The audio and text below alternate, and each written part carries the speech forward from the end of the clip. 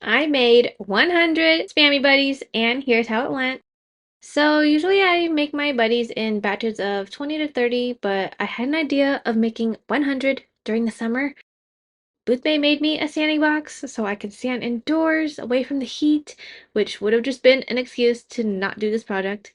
Anyways, I sanded the buddies comfortably and then, woohoo, it was time to paint them. So I lined them all up to paint and we started with the rice layer because, light to dark.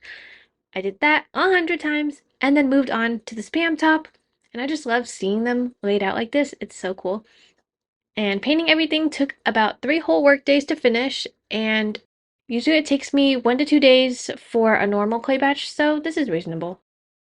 And then I took a 2 week break from these because, I'm a small business owner. I can work on what I want, when I feel like it.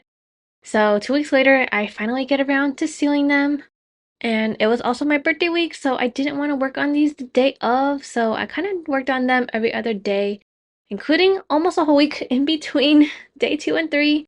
And sealing took a total of 3 whole work days, and then, I have to have my little photo shoot of all the Spammie Buddies together.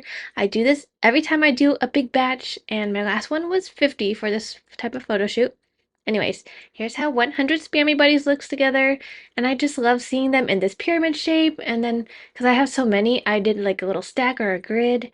And making 100 of these also reminded me of that 100 days of school project. So here's how that looks. And yeah, I hope you enjoyed watching me make 100 Spammie Buddies.